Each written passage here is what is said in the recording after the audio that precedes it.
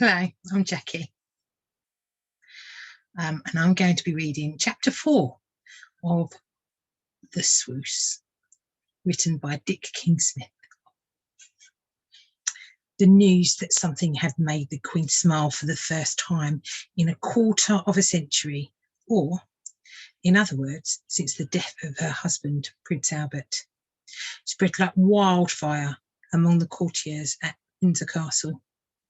Not only had she smiled once, but she'd continued to do so, and had even spoken quite pleasantly to a number of people.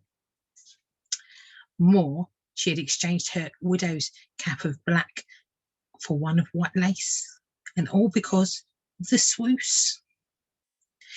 It's all so beautifully timed, the Lord Steward of the Majesty's household said to the lady of the bedchamber.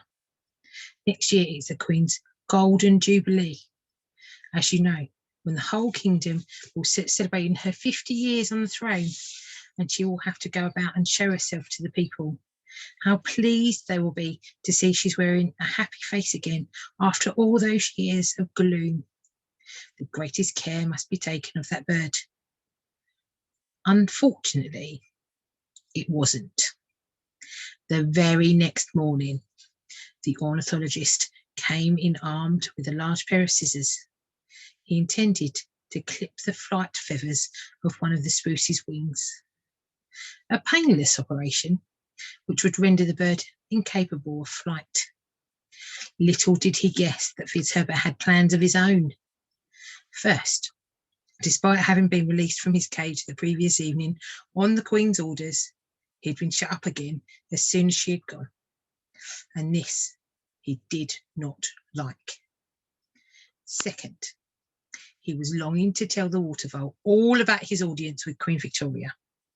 So the moment the ornithologist opened the cage, Fitzherbert pushed him aside and made his way as fast as he could along a corridor and out through a door. "Stop, stop!" cried the ornithologist, hurrying after him, scissors in hand, and then could only stand and watch in horror as the Swoose took wing and flew away towards the Thames. Fitzherbert flew upriver, trying to remember whereabouts it was that he had met the vole, when suddenly he saw him swimming across a little backwater. "Alf!" he cried, and swooping down, landed with a great splash. He looked around, but could only see a couple of moorhens that squawked angrily at him. Then he saw a blunt brown head break surface. "Alf!" he cried again. "Remember me?" "How could I forget you?" said the vole sharply.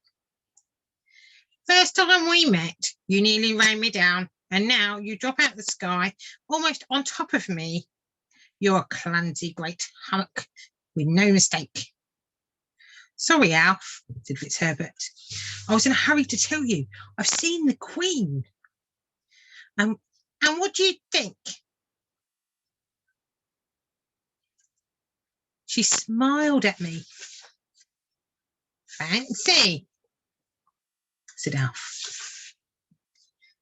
He swam to the bank and climbed out and shook himself. "Wonder why," he said. "I don't really know," said Fitzherbert. "She seemed to like me, and they were all very pleased. Everyone was ever so nice to me." "They didn't shut you up then?" said Alf.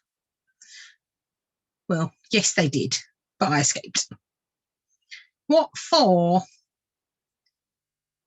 "Why, to come and find you and thank you." "What for?" "For suggesting that I should visit the Queen. It was a great idea. I must be getting back now. I dare say Her Majesty's missing me, wouldn't you think?" For a moment the water vole did not answer. He sat on the haunches, combing his very small round ears with his forepaws. Then he fixed his very small beady eyes on the Swoose. "I hope you know what you're doing," he said.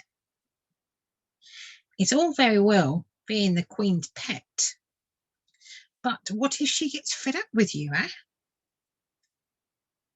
Well, then I suppose she'll just let me go. She might, said Alf. Or she might not.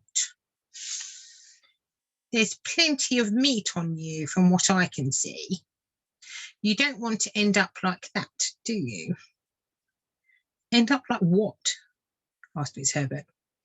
Eaten, said Alf. At Windsor. And down his burrow he went. Thank you for listening to chapter 4. Please follow me on my channel and read chapter 5 with me.